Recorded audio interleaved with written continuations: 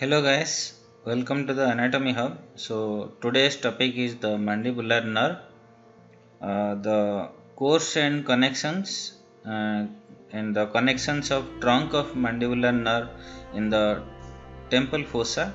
We'll study, and we'll study the branches from the chief trunk, from the anterior section, from the posterior section, and we will see the auriculotemporal nerve, the lingual nerve, inferior alveolar nerve, and branches of the mandibular nerve that we will study detail. And at last we will see the clinical significance also. So among the three sections of the trigeminal nerve, the mandibular nerve is the largest one, that is composed of both the sensory and the motor uh, neurons. It is the mixed nerve. It supplies all the structures that originated from each of the arch. That this mandibular nerve actually is derived from the first branchial arch. That's why we will find that the mandibular nerve will be innervated to all the structures they derived from the first pharyngeal arch. One example is the muscles of mastication that you can see here. So all these muscles of mastication, they takes origin from the first pharyngeal arch. So this mandibular nerve is the derivative of pharyngeal arch, that is the first pharyngeal arch. So here first we will concentrate over the course and connections. So the origin point is the middle cranial fossa. You will find the petrous part of the temporal bone at the middle cranial fossa, and there you will find at the petrous part of the temporal bone, you will find a little depressed area that gives actually that lodges to this trigeminal ganglion over there, and the large sensory root that is actually instantly that receives the sensory fibers from all over these structures that we'll study in a while. Root, the sensory root, and here you'll find the motor root. So the sensory root that instantly leaves the cranial cavity by going through the foramen ovale to goes into the temporal fossa and originates from the lateral convex part of the trigeminal ganglion that you will see. So through the mandibular foramen it goes towards the infratemporal fossa, and that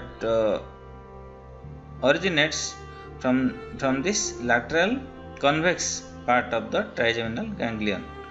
The small motor part that you can see here, that this root appears from the pons, and it is located deep to the trigeminal ganglion and the sensory root. It also gives the motor branch to all of the muscles of mastication, and that goes through the foramen ovale that you can see here to join the sensory root just below the foramen ovale in the infratemporal fossa. So creating the key trunk, the mandibular nerve trunk is short, and after a brief course breaks up into small anterior and large posterior sections that you can observe here. Then we will see the connections of the trunk. So here it is the trunk of the mandibular nerve in the temple fossa. So medially you will find the tensor palati muscles and the otic ganglion. Here you will find the tensor palati muscles, and here you will find the otic ganglion. Lateral you will find the upper head of the lateral pterygoid muscles, and posterior you will find the middle meningeal artery that you can observe here, and anterior you will find the posterior border of the lateral pterygoid plate. So we will see the branches of the chief trunk that you can observe here, that is the two branches, they originate from the principal trunk. This is one and this is another branch, that is the nervus spinosus, and the motor branch, that is nerve to medial pterygoid, that you can see here. And the nervus spinosus or the meningeal branch, it takes a recurrent course, that again it ascends upward to goes into the cranial cavity via the foramen. That foramen is the foramen spinosum with middle meningeal artery, and it supplies the dura mater of the middle cranial fossa. Then here you will find the nerve to medial pterygoid, and it originates from the medial aspect of the primary trunk, that you can observe here, close to the otic ganglion, and it traverses via this ganglion and supplies the medial pterygoid, and from its deep aspect along with the medial pterygoid, it also supplies to the tensor tympani and the tensor palati muscles. Then here it divides into the anterior section. So the anterior section is primarily, you can see it is the motor and supplies branches of all muscles of mastication, with one exception you will find, that is the medial pterygoid, that is supplied by the nerve to medial pterygoid from the principal trunk. The branches from the anterior sections that you can observe here is the masseteric nerve. So the masseteric nerve, it appears at the upper border of the lateral pterygoid, just in front of the temporomandibular joint, that already have discussed in our lecture section of the temporomandibular joint, and it enters laterally via the mandibular notch together with the masseteric artery to supply the masseter from its deeper aspect, and it also supplies to the temporomandibular joint. Then here you will find the deep temporal nerve. So the all these are actually generally two in number, anterior and posterior. The anterior and posterior temporal nerve come at the upper border of the lateral pterygoid and ascend upward in the temporal fossa to supply the temporalis muscle from its deep aspect. Then here you will find the nerve to lateral pterygoid. It runs with all the buccal nerve and enters the deep surface of both of the heads of the lateral pterygoid muscle, which it innervates to that area. Then you will find the buccal nerve. So the buccal nerve, it includes all the sensory fibers of the anterior section, and it appears between the two heads of the lateral pterygoid and the medial pterygoid, and classes downwards and forward, that you can observe here, into the buccinator muscle, supplying branches to the skin of the cheek. It then pierces the buccinator muscle and supplies the mucous membrane of the cheek and gum of the lower jaw opposite the molar and the second premolar teeth. So all these branches of anterior section of the mandibular nerve are motor, with the exception is the buccal nerve, that is sensory. From the posterior branch, that you can see here, it is primarily sensory, and it provides the three branches, that is the auriculotemporal nerve, that you can see here, and this nerve originates by two roots, that you can see here, which after encircle the middle meningeal artery unify to create again the single trunk. It runs backwards and upwards between the neck of the mandible and the sphenomandibular ligament behind the neck of the mandible. It runs upwards and ascends over the root of the zygoma to go into the temple behind the superficial temporal vessels. Here, its auricular branch actually supplies the skin of the tragus, upper part of the ear pinna, external auditory meatus, and the tympanic membrane. The lower part of these regions are supplied by the great auricular nerve and auricular branch of the vagus nerve. Its articular branches that supplies the temporomandibular joint, the sensory effect to the temporomandibular joint, and its superficial temporal branch that supplies the skin of the temple, and it also supplies the secretomotor fibers to the parotid gland. Then here you will find the lingual nerve. So it is a smaller terminal branch of the posterior section of the mandibular nerve that you can observe here, and it is sensory to the mucous membrane of the anterior 2/3 part of the tongue, with the exception of the velate papillae. So velate papillae is not innervated by the lingual nerve.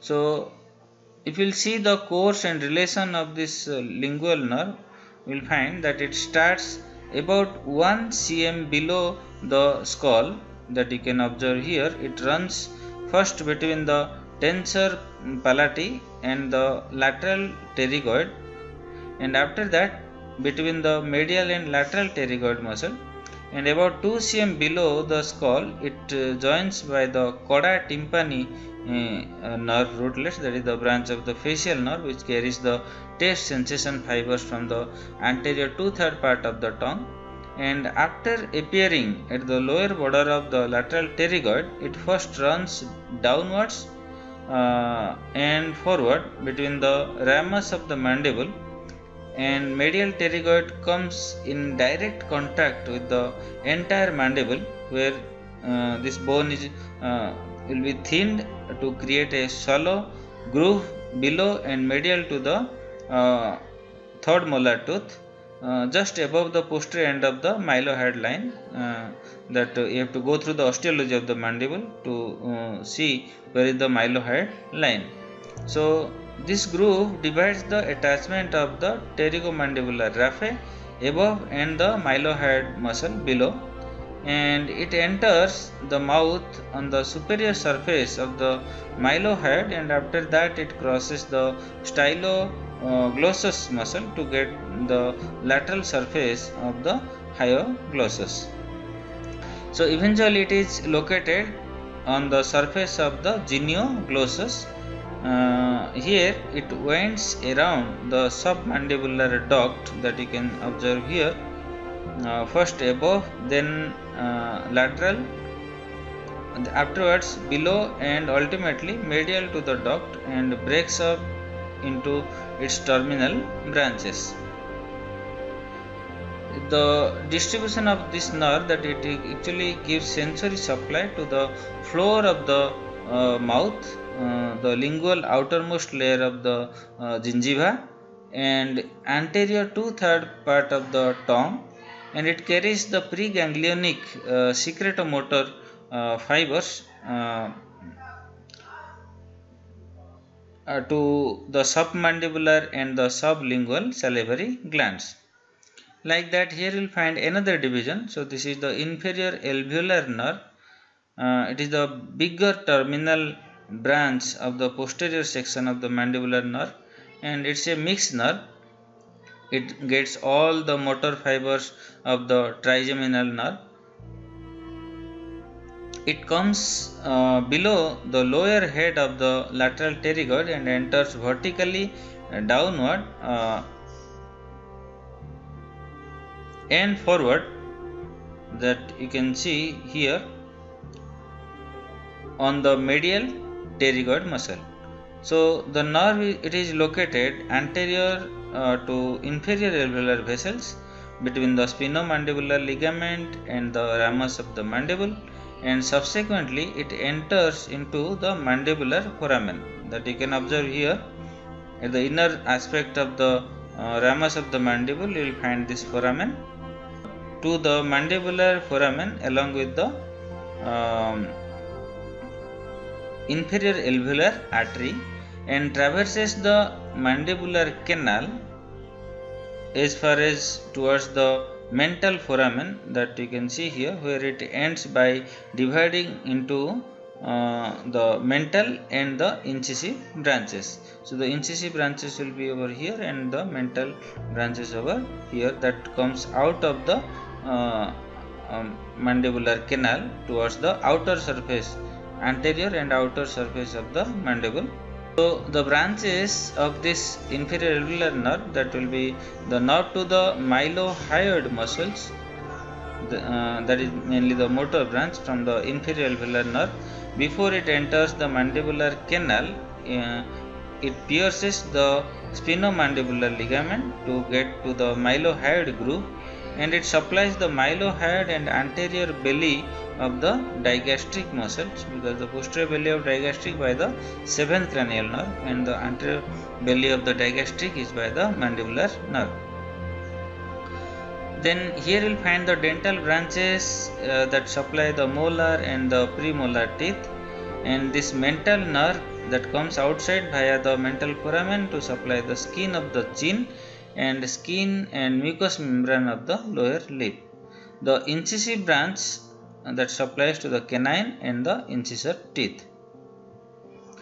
So here we will see the summary of the branches of the mandibular nerve, that from the main trunk we got the nervus spinosus and the auriculotemporal branch, or you can say the meningeal nerve branch, and we will find the nerve to medial pterygoid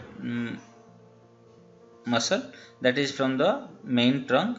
Then from the anterior division we will find the deep temporal nerve, nerve to lateral pterygoid and the buccal nerve, and from posterior division you will find the lingual nerve and the inferior alveolar nerve.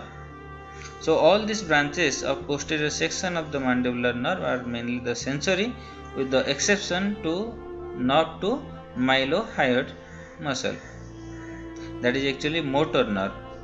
And the clinical significance of this mandibular nerve, mainly the inferior alveolar nerve, it is related to the inferior alveolar nerve, that this nerve block typically referred to the inferior alveolar block, or the 1A block. It is the most frequently encountered nerve block performed by the dentistry to perform the dental procedure on the mandibular teeth, and the anesthetic agent is injected marginally above the entrance of the inferior alveolar nerve into the mandibular foramen, being overhung by the lingula. While performing inferior alveolar nerve block, if needle is inserted too far posteriorly, it might go into the parotid gland and damage the facial nerve, resulting in transient facial palsy. So you have to take care of that. Then the lingual nerve, it is a great risk, means near about 10% during the surgically removal of the impacted third molar teeth. So the nerve is also at risk during the surgical removal of the submandibular gland, the salivary gland, and during which the submandibular duct must be dissected out through from the nerve. Sometimes you will find the referred pain. It is the pain often sent from one branch of the mandibular nerve to the other consequently. In patients experiencing tongue cancer, the pain radiates towards the ear and the temporal fossa in the area of distribution of this auriculotemporal nerve, and the pain is elevated by splitting the lingual nerve below and behind the last molar teeth. At this site, the nerve is in contact with the entire mandible and is covered only by the mucous membranes. Likewise, pain from the teeth is also referred to the ear and the temporal region.